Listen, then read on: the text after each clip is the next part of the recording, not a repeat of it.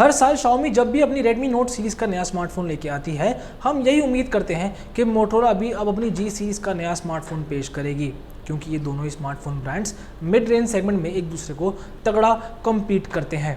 अब भले ही Motorola इस साल थोड़ी लेट ज़रूर हो गई हो, लेकिन आखिरकार कंपनी ने अपनी Moto G सीरीज़ का नया स्मार्टफोन Moto G6 इंडिया में लॉन्च कर ही दिया है। और क्योंकि मैं इस स्मार्टफोन को पिछले कुछ दिनों से यूज़ कर रहा हूं, इसलिए आज मैं आपको बताता हूं कि क्या ये Xiaomi को मात दे पाएगा या फिर इस सेगमेंट में Xiaomi एक बार फिर से लीडर कहलाएगा। तो चलिए देखते हैं Moto G6 का डिटेल रिव्यू। Moto G6 का डिज़ाइन और डिस्प्ले तो काफ़ी शानदार है, लेकिन हो सकता है कि शायद आपको इसकी परफॉर्मेंस पसंद ना आए, क्योंकि इसमें आपको मिलता है स्नैपड्रैगन 450 चिपसेट और 4GB की रैम के साथ 64GB की इंटरनल स्टोरेज, जिसको आप डेडिकेटेड मेमोरी कार्ड स्लॉट के जरिए एक्सपैंड कर सकते हैं।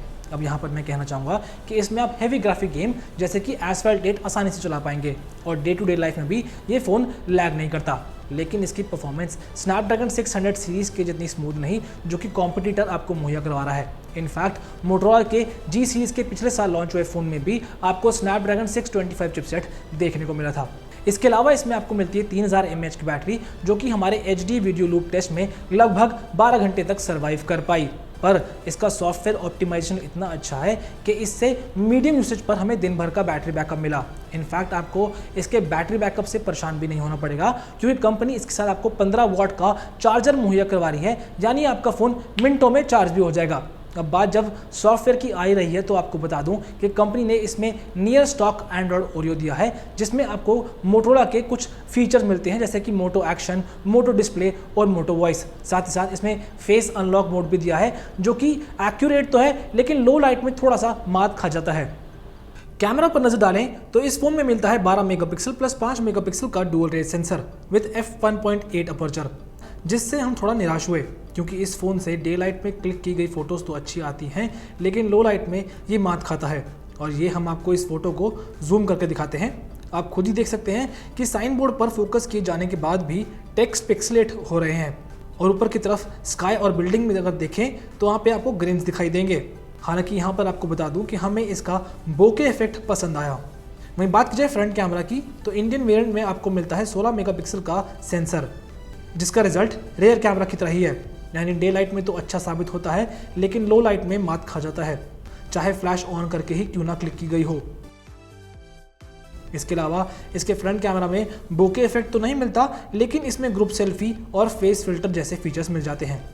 साथ ही साथ आपको बता दूं कि इसमें 4K वीडियो रिकॉर्डिंग नहीं है, लेकिन आप इसमें स्लो मोशन वीडियोस रिकॉर्ड कर पाएंगे, जो कि हमें पसंद आई। इन टर्म्स ऑफ डिस्प्ले इसमें आपको मिलता है 5.7 इंच का फुल HD प्लस रेजोल्यूशन वाला डिस्प्ले, जिस पर कंपनी ने कॉर्निंग गोरिल्ला ग्लास की प्रोटेक्शन दी है। अब हालांकि ये एक फुल विजन डिस्प्ले है, पर इसके बेजल्स हमें काफ़ी बड़े लगे, और उसका रीज़न ये है कि एक तो इसमें फिंगरप्रिंट सेंसर फ्रंट में दिया है, और साथ ही साथ इसका जो लाउड स्पीकर है वो भी आपको ईयरपीस में मिल जाता है। ऐसे में यहाँ पर मैं कहना चाहूँगा कि कंपनी अगर इसका फिंगरप्रिंट सेंसर पीछे देती तो शायद इसके बेजल्स थोड़े से कम हो जाते।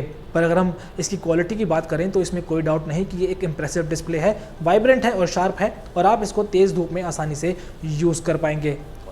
यही नहीं, इसमें आपको मिलती है डॉल्बी एटमॉस साउंड टेक्नोलॉजी, जिस वजह से आप इसमें अपने वीडियोज़ का अच्छा लुत्फ़ उठा पाएंगे।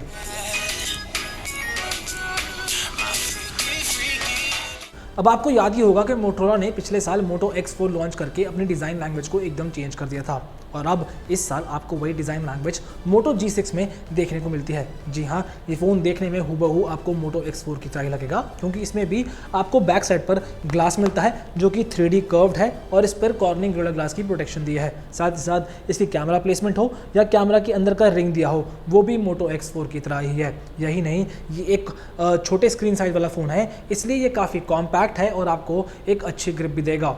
ओवरऑल कहने का मतलब यह है कि Moto G6 आपको काफ़ी प्रीमियम लगेगा। इनफैक्ट इसमें आपको Type-C पोर्ट मिलता है, और ये फ़ोन वाटर रेपेलेंट भी है। अब इतनी अच्छाइयों के बाद इसमें कुछ कमी है, जैसे कि एक तो ये फिंगरप्रिंट्स इसमें बहुत जल्दी पड़ते हैं, साथ ही साथ कंपनी ने इसके साथ कोई प्रोटेक्टिव केस नहीं दिया, यानी आपको अपने फ़ोन का खास ध्यान रखना पड़ेगा। सेंसर्स की बात की जाए तो इसमें आपको मिलेगा accelerometer, gyroscope sensor, ambient light sensor, proximity sensor, magnetometer और अल्ट्रासोनिक सेंसर। अब बात की जाए वर्डिक्ट की, तो मोटो G6 का डिज़ाइन और डिस्प्ले हमें काफ़ी पसंद आया। परफॉर्मेंस एवरेज है और कैमरा से हम थोड़ा निराश हुए। ऐसे में सवाल उठता है कि क्या इस फ़ोन को खरीदना चाहिए या नहीं। तो यहाँ पर मैं आपको बता दूँ कि मोटो G सीरीज़ के स्मार्टफोन हमेशा से ही कॉम्पिटिटिव प्राइस पे लॉन्च हुए हैं, और वो भी दमदार स्पेसिफिकेशन के साथ। लेकिन कंपनी ने इसमें स्नैपड्रैगन 450 चिपसेट मुहैया कराया है।